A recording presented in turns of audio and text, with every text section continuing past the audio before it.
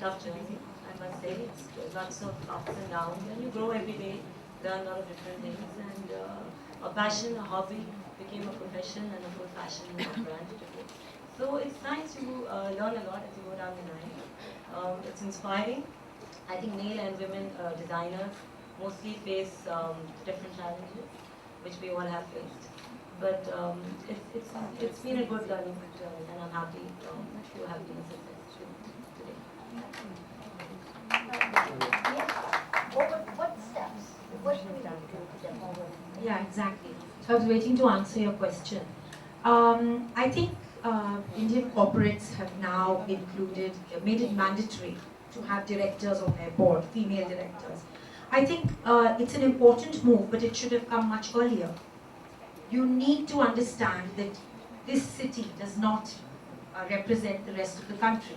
India is still an extremely male-oriented country where females are given pre-formatted rules and pre-formatted roles to play. So I definitely feel that there have to be more, there has to be more representation in the corporate sector. I also feel that parents at a grassroots level need to encourage girls to follow their dreams with as much passion as men are allowed to.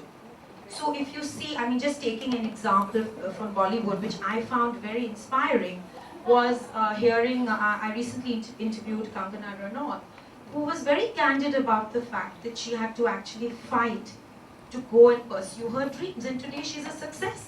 So she was abused, she was treated quite badly, and her father's gone on quote saying that I would rather, not have a child than have a female child.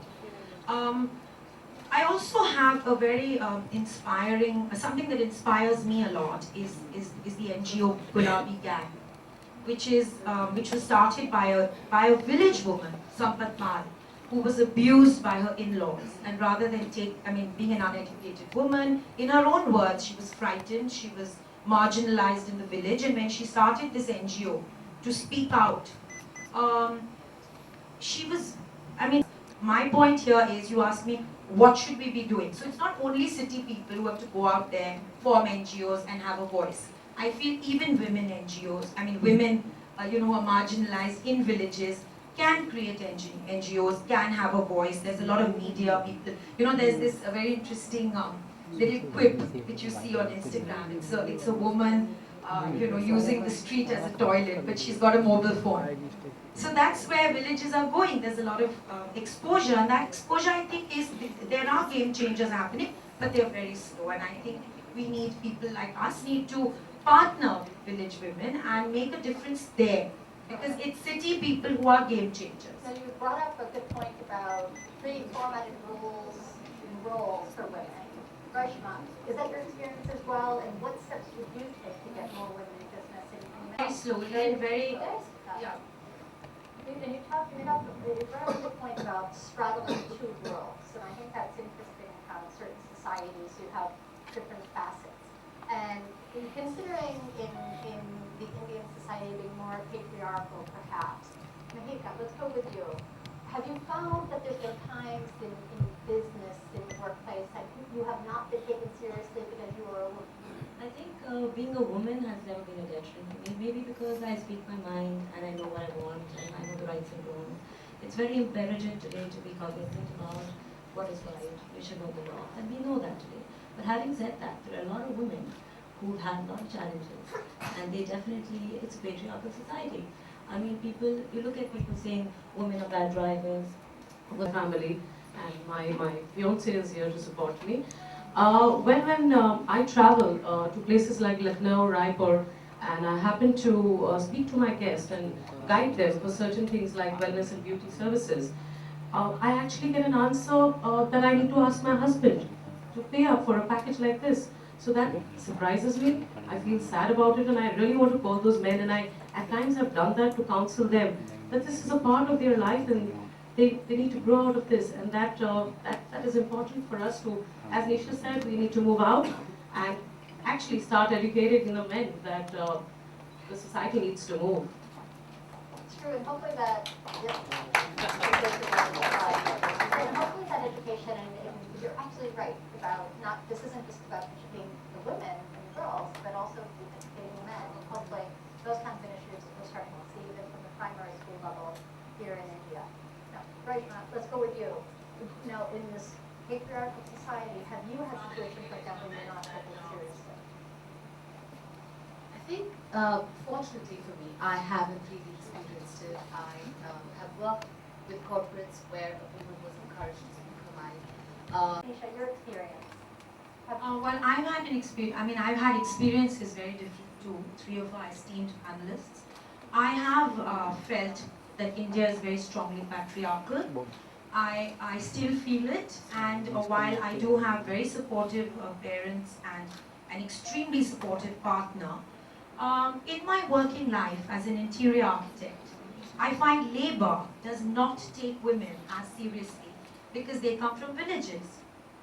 So I often feel that from being a fairly mild and amicable person, as I entered the workforce in India, I was forced to become more aggressive and more opinionated to get my work done. I mean, I'm sharing with you, I often felt the need to abuse in order to, you know, make the men at work realize that I'm serious and I mean business in order to meet timelines. And you know, when I came to India, one of my first roles was as an assistant set designer in the film Raju Bandya Gentleman. And I was a young little thing of 18, and one of the senior people on set, one of the powerful senior people, made a pass at me. And I was so, you know, so frightened and terrified. I wasn't the person you see before you today. And I actually left my role as a set designer. And I went away to Australia to study further. I'm just giving you a vignette of my life, sharing a personal vignette, to show you that while these, you know, these have been defining moments and game changers in my life, while they've made me the person that I am, I have to say that living a life in America and France and living in India, there was a stark difference. There was a stark difference wearing a skirt and, you know, my lawyer looking only at my legs in the, I mean, right through the meeting, you know. So these are instances which I was traumatized by. These are instances that wanted me to leave India. I had an abusive fiance. I rarely shared this with anyone. I mean, of course I left him, but there was a lot of family pressure saying, oh my God, it'll all settle down. All you need to do is have children, sab theek ho jayega. You know, I mean, sitting before you, you would never believe that this is the same person who went through these challenges. But yes, I did.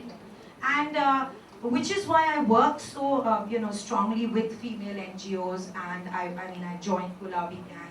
Because I saw all this and I was traumatized by it, and to this day, you know, I'm building a villa in Lavasa, and I sometimes find that, you know, I have to get my husband to speak to the CEO to make things happen. So India is a patriarchal society, and I don't want to blind myself to the fact that, okay, so I'm living a cushy life in South Bombay and it doesn't exist. It exists, and I experience it, and I experience it even now.